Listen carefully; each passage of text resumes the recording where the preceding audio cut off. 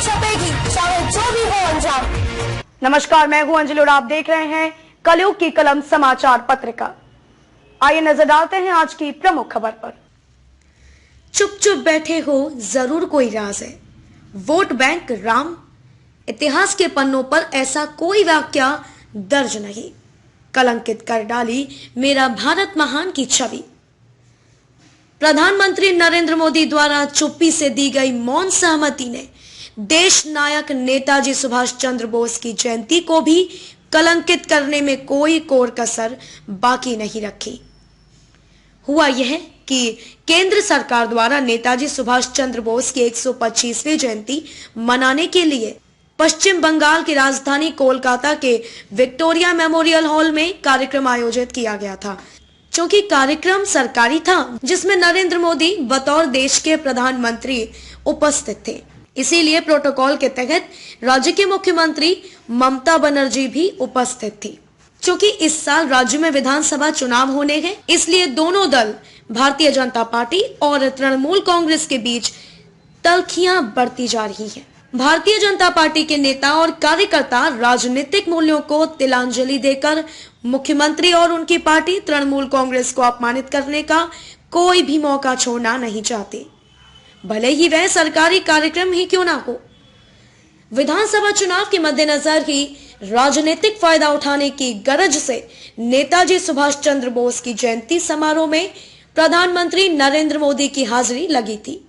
समारोह में उपस्थित भाजपा नेताओं और कार्यकर्ताओं ने मुख्यमंत्री ममता बनर्जी का संबोधन हो, उसके पहले जन जन के राम, दशरथ पुत्र राम, कौशल्या नंदन राम, सीतापति राम, सबरी के राम, अयोध्या के राजा राम, मर्यादा पुरुषोत्तम राम को वोट बैंक राम में तब्दील कर चुके तथाकथित राम के ठेकेदारों ने ठीक उसी स्टाइल में जय श्री राम का उद्घोष करना शुरू कर दिया, जैसे डकैत डांका डालने जाते समय अपने सरदार को प्रसन्न करने, उत्साह बढ़ाने के लिए जय भवानी का उद्घोष करने लगते हैं। सबसे शर्मनाक पहलू तो यह था कि चाटुकारों की भीड़ यह भी भूल गई कि उस समय नरेंद्र मोदी देश के प्रधानमंत्री की हैसियत से हाजिर हैं और कार्यक्रम भी सरकारी है। दुखद भी यह था कि प्रधानमंत्री नरेंद्र मोदी ने इस शर्मनाक हरकत पर चुप रहकर अपनी मौन स्वीकृति प्रदान कर दी। मुख्यमंत्री ममता बनर्जी ने संबोधन देने के बजाय जिन शब्दों में अपना विरोध दर्ज कराया, उसने कोलकाता की आन बान शान को तो जिंदा रखा, मगर देश के प्रधान पंत के मुंह पर कालिख पोत कर रख दी है।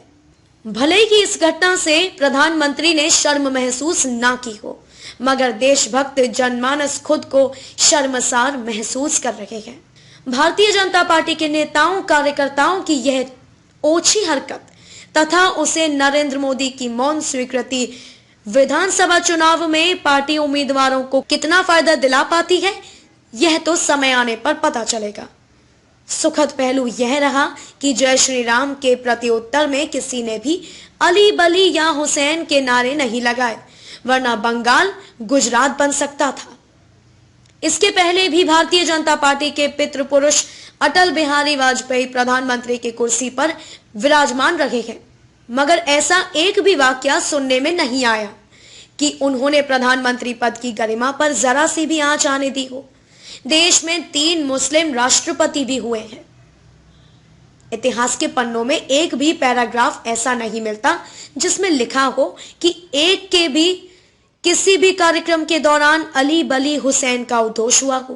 कार्यक्रम के दौरान मंच पर विराजमान देश के प्रधानमंत्री और राज्य के मुख्यमंत्री की मीडिया प्लेटफॉर्म पर जारी फोटोज राष्ट्रीय और अंतर्राष्ट्रीय स्तर पर मेरा भारत महान की छवि को कलंकित करने के लिए पर्याप्त है। कटनी से लेखक अश्वनी बड़गया, अधिवक्ता स्वतंत्र पत्रकार की खास रिपोर्ट। खबरों में अब तक के लिए बस इतना ही। मिलते हैं फिर किसी खास खबर के साथ, तब तक के लिए नमस्कार।